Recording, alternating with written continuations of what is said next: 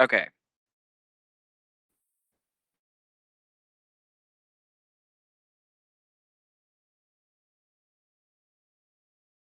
Does that show up full screen for everybody?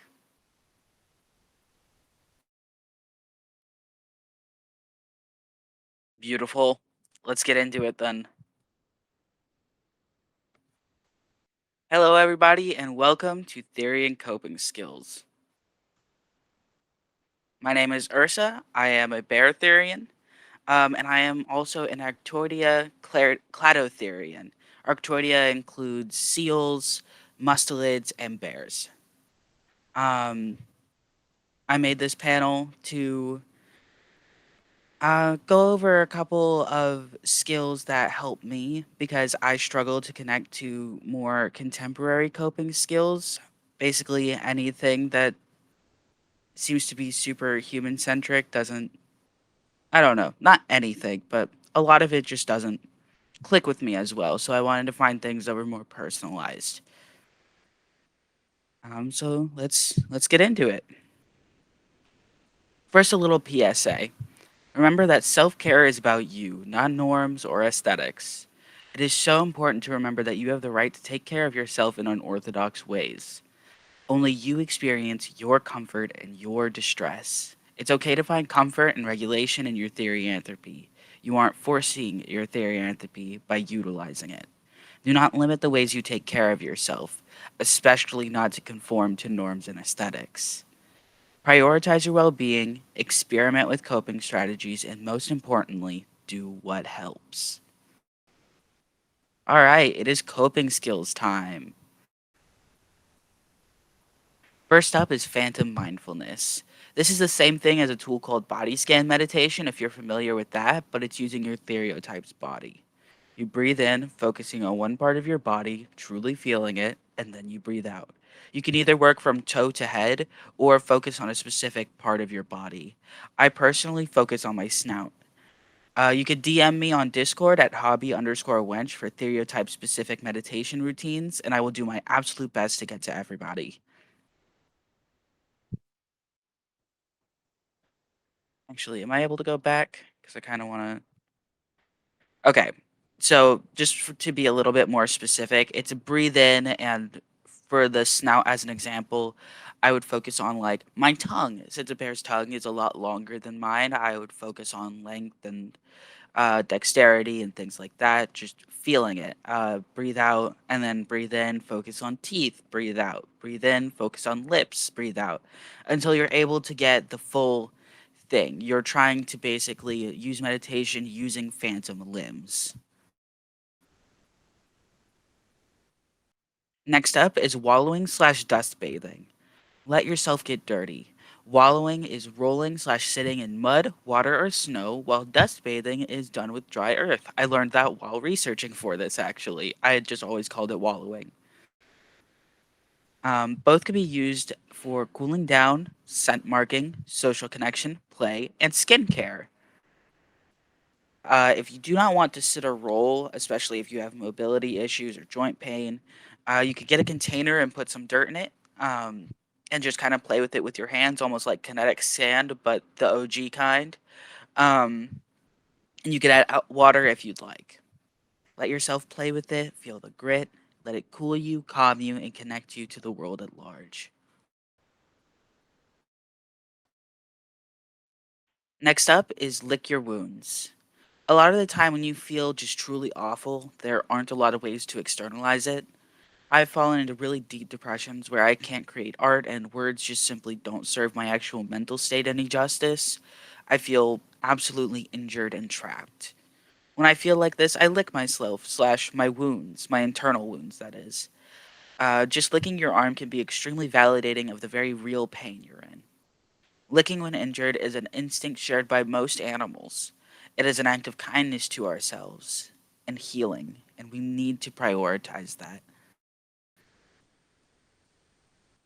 Next up is safety den/burrow/stash. Many animals keep things of value underground. Babies, food, themselves, etc. You can get a container of dirt and dig a little hole in it. Write some things that you want to keep safe on a small piece of paper. Gratitudes, dreams, secrets, art, memories, and you place it in your safe space, your little burrow, your den. Um, this is your home. It's all yours. It's all you. You could add rocks, leaves, twigs, and maybe even a figurine or a cardboard cutout of your stereotype to your container to make it feel more homey. Next up is make noise when you cry or if you can't.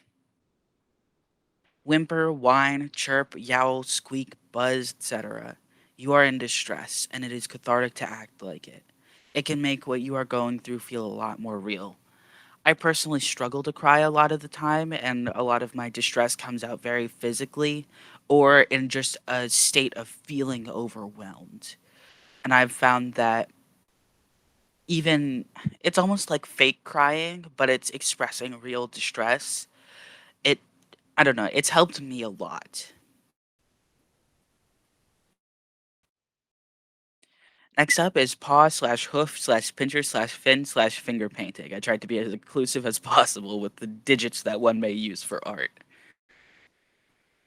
There is so much pressure to make art something aesthetic nowadays that sometimes the expression of art is lost to technique.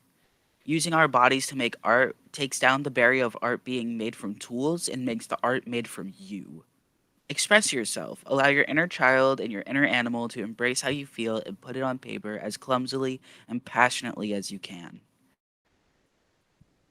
Next up is xenofiction. A, I'm a big fan of this one. Um, it's not always the most feasible depending on how much energy you have, but it's a great way of connecting to the community at large if you decide to share your work. Same with the art, honestly. But xenofiction is stories told from the perspective of a non human creature. It's important to write in first person because that's what makes it xenofiction, but it also helps you process what's going on. Start with the setting. Start. Sorry. Start with setting the scene with what you see, smell, hear, and feel as your stereotype. You can eat, get ready for sleep, navigate confrontation, take care of young, and so much more.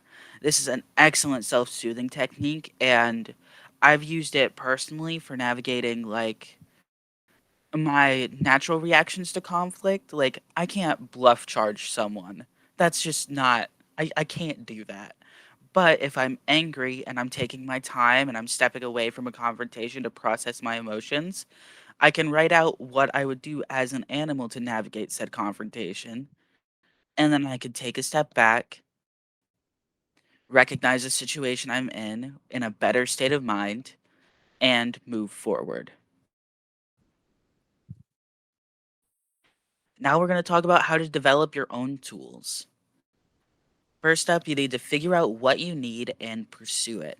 Do you need comfort or distraction to get away from crisis level emotions or situations? It's important not to prioritize comfort and distraction as your main coping strategy unless it is to resolve crisis level emotions. Because if you resort to comfort and distraction as your number one, you're going to end up in a state of avoidance as a default when you feel uncomfortable. And that isn't always healthy. It usually isn't healthy.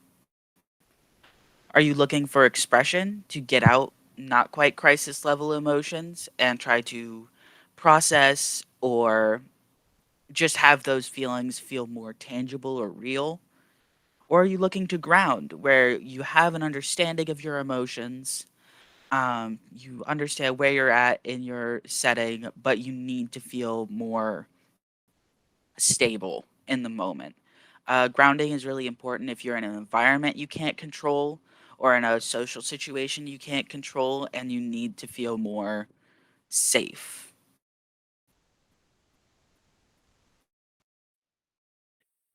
And then you need to research your stereotypes' behaviors. What do they do to self soothe? What do they do when they're stressed out? And what do they do as just daily routines? Because self care is extremely important, and we don't always indulge in self care the way that our stereotypes do. For our stereotypes, self care is just part of their daily, while as for us, it can get kind of swept under the rug. And finally, incorporate what you find comfort in textures, scents, sounds, music, interests. All of these things are core to you.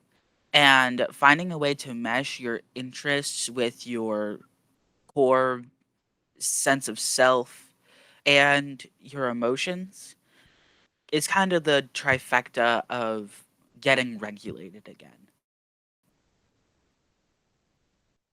All right, that's all I've got for now. Thank you for coming to my panel. I'm gonna switch over to looking at the like comment thingy on Discord, and I will take any questions or requests. Thank you so much for your time.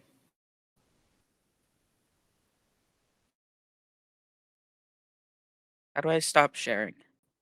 Oh, I got it.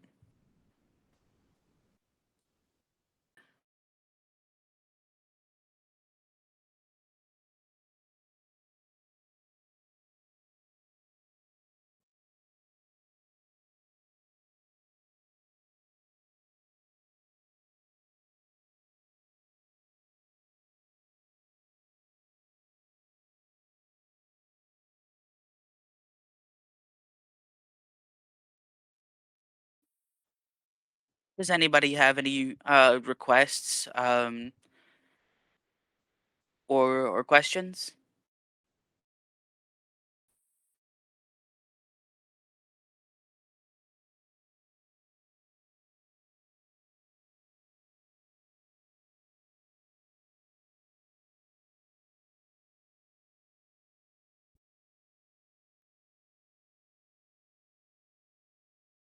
Thank you.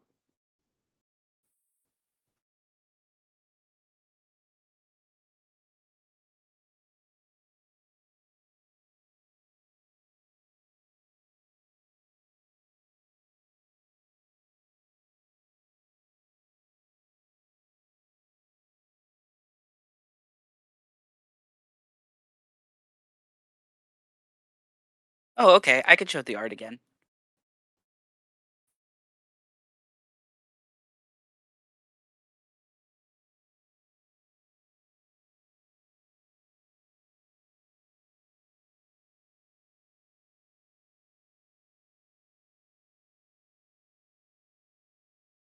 I have three.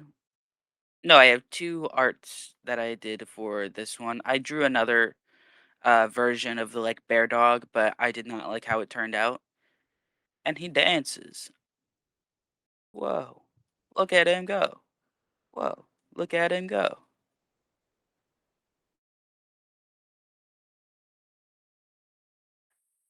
And then there's this one. Whoa. Look at him go. Whoa. Look at him go.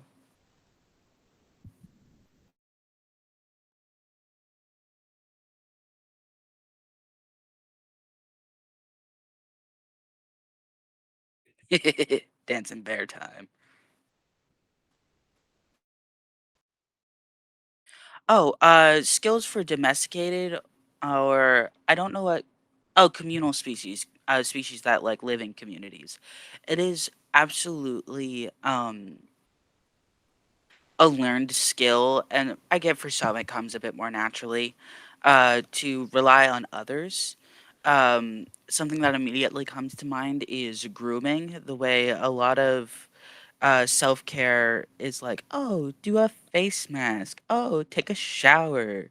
Have someone like brush your hair. Or doing something like face masks or something together. Or having somebody else pamper you. That might be nice. Um,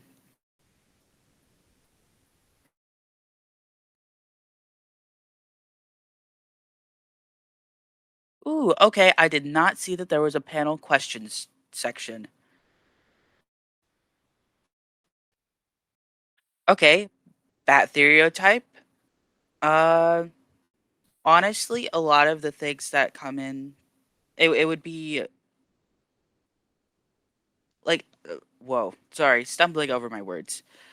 When it comes to like the den or burrow or stash with like the dirt and whatnot, I recommend having a cave. Maybe specifically setting something up like a cardboard box in the top of your closet. Um, my thought is like, you know how some closets have like the wire rack thing, but like z- zip tying a box or something there so that it's hanging down and you could put things in there. Um, so that it's like a little cave safe spot. It's the whole point of that skill is an alternative to journaling that is more specific to what feels safe to you. Um, and I feel stretching is probably really good for any stereotype, but something with like wings, doing arm stretches and phantom mindfulness regarding wings as you do so could be really helpful. When you are doing a body scan meditation, do you do the kind where you wiggle or move your phantom limbs, or the kind where you keep them at rest? I personally do a lot of the like wiggling and trying to be mindful of how the movement would work as well, because that works best for me. But there are times where I do the same thing but completely at rest, usually right before bed. Any advice for connecting with a species that does not exactly exist in either fiction or reality? I think in that case, where I said do research on your stereotype, and their like behaviors and whatnot, I would have a written out list of the more mundane behaviors that your stereotype does. Since you can't find that from an external source, unfortunately, it would rely on you to really get those things out there and written out. Um, if you have any recommendations for yeens, I'm all ears. Um, First thing that comes to mind is with comfort or distraction, finding funny videos and doing a very hyena full laugh on purpose. Um, and I know their laugh isn't specifically in relation to humor, um, but I don't know. It's called a laugh, so that's just what came to mind. Um, but it kind of falls into that vocalization to express yourself. Usually the laugh is just a form of communication or calling to others as far as I'm aware. So even just engaging in making those noises could be really cathartic. But that doesn't vary very much from just the outright practice of doing vocals, which is cathartic in itself. Um, I honestly don't know very much about hyena behaviors, so I can't give a ton of specifics, but I know for a fact that they wallow and dust bathe. So I heavily recommend that. Um,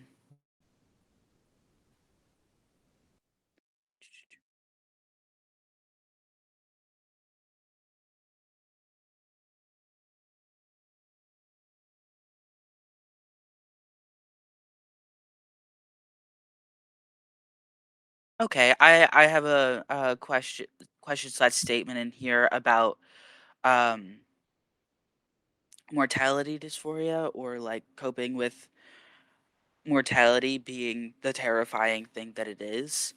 Um,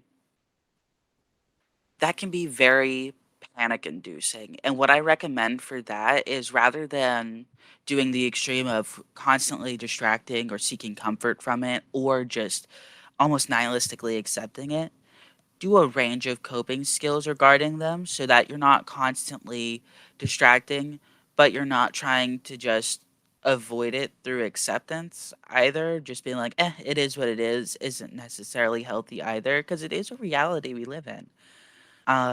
So I suggest doing not just comfort, but also expression, where you put your feelings about mortality into the world in some way, whether that be through poetry, through making sounds, through having like a little stash where you put your fears. Um, when I experience things that are overwhelming and kind of existential, I do scribbles a lot, just because there isn't a specific imagery that I feel I could pursue with something that abstract. Um, Yeah, it's just pursuing a range of coping with it rather than just distraction would probably be healthiest. Um, ooh, I like this one. I would be curious what you would recommend for a spider Therian. Um, so I had thought about this after I made the whole panel, because my girlfriend really likes spiders and she brought something like this up to me. Because there are some who do have burrows where they outright dig in dirt and they burrow. Um, but there are some who have like web domes, and there is a way to make that with a balloon, glue and water, and yarn. I recommend doing white yarn just because that seems thematic. But you blow up a balloon, and it's kind of like paper mache, where you run the yarn through the glue water mixture, and then you wrap it around the balloon, and it hardens over time, and you could use that as the journal alternative where you keep your safe things in that. I think it's called a pod sometimes. I don't remember though. Mhm. Okay. If you have a type that is little known about it academically or is just straight up mythical, what advice do you have for the research step? I touched on this a little bit, um, but it would be nice to have almost your own version of a research journal where you go through the day of your stereotype of what the like the mundane activities of your stereotype would be throughout the day. Then you go through what would happen in a stressful situation, what would happen when your stereotype is sick, what would your stereotype do when confronted with another species doing something they don't like. Like with bears, they have teeth chomping, which is a sign of being nervous. They climb trees. They have different behaviors as to how they interact to something going on around them that they don't really like. So figuring out what that means for you, and reflecting on your own behaviors and how that ties in could be really helpful. I recommend starting like a little journal for that, or even just like a Google Doc. I struggle to move my phantom limb sometimes. Do you think meditation would help with that? Also interested in any house cat self care advice. The house cat self care advice kind of falls into the grooming thing I mentioned with the other domesticated um comment, where having somebody else involved in your self care, like, it makes it sound less self-oriented, but it's even more self-oriented because you're addressing your needs. So having somebody else come in and like brush your hair or do face masks with you, or even having somebody else prepare you a meal, that is an act of self-care because you are addressing your needs, even if it's through another person. And then the moving phantom limbs. I don't know if meditation would help with that, but I don't see why it wouldn't. And I could see several reasons as to why it probably would, but I don't want to say guaranteed one way or another that it would help. Um, I'm curious if you have anything specifically for like fiction folk, especially ones who have bad traumatic source memories. Um, I would say consuming source material is helpful sometimes. Other times it can be really ungrounding. Um, I recommend writing out some of your current life situations as if it is lore. If you are looking to associate yourself with your source, rewriting recent events where you are consistently referred to as yourself, because I know that doesn't always happen in real life. So connecting your source to right now could be more grounding than just consistently referring to source material as a way of connecting to yourself. I hope that made sense. I'm not super um, educated with fiction folk and whatnot. Meditation related, maybe a bit complex to answer, but do you have any tips for meditating without having it veer into dissociation? Yes, I do. I've been working on that myself. I do a lot of physical meditation. It that doesn't sound. Um, Basically, I've been writing from 1 to 100 in a notebook. It helps get my mind quieter, um, and it helps keep me on track. And then I go into writing affirmations, usually bear oriented. Um, the just like sitting in your mind and focusing on phantom limbs, that has led into dissociation for me.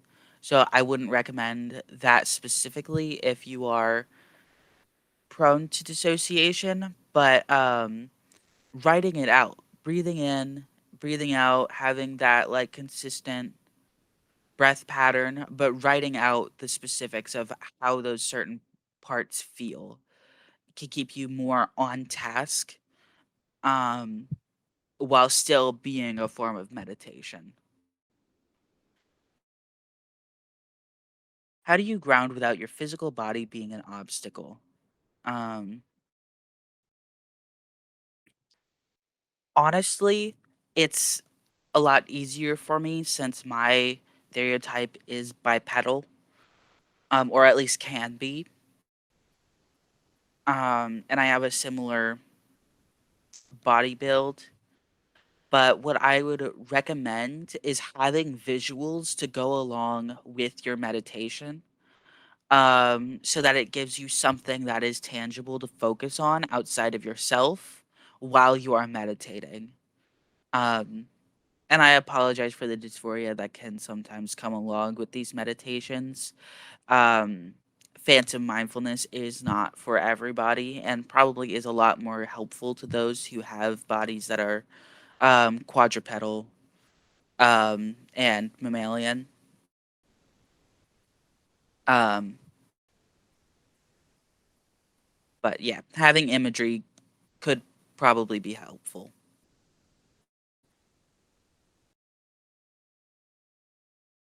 Recommendations for quote unquote lazy domestic house cats forced to live in a capitalistic society. Um, I have one. Their catnip is consumable. I'm just gonna leave it at that. You can have catnip. There are teas with catnip in it, and it is smokable if you are over 18 to 21. So I will leave it there. Oh, great point. Also, if you are a domesticated species, I personally recommend using toys from those animals or getting stuffed toys specifically for your comfort. That's not coming from me, that's a comment. Also, making toys is extremely cathartic, even if you're not domesticated. Giving yourself enrichment activities is chef's kiss. Like freezing peanut butter. Um, That's something that I used to do for my dog all the time. It's delicious. It's edible. Go for it. I heard somewhere that catnip is bad for your kidneys. Um, I have not seen that, so I have no idea, but I'm reading that out loud so that people are aware. Uh, so watch out for kidneys.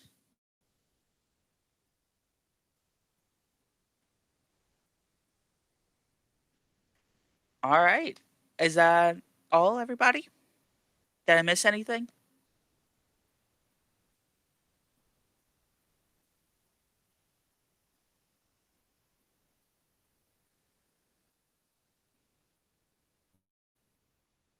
All right, the chat has gone quiet.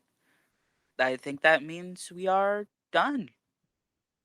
I hope all of y'all have an amazing time. Um, ooh, I gotta wait. Yes, I will upload the slideshow somewhere. I am not sure how, but I will be talking to the coordinators to see exactly how to go about that.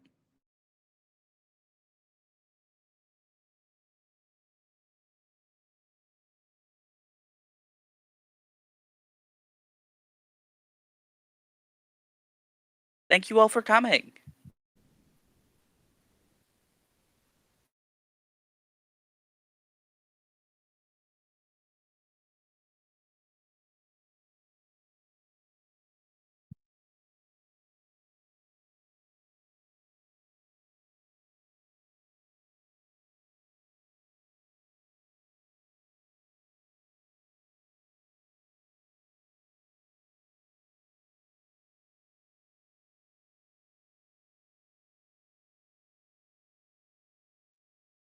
All right, I am outie.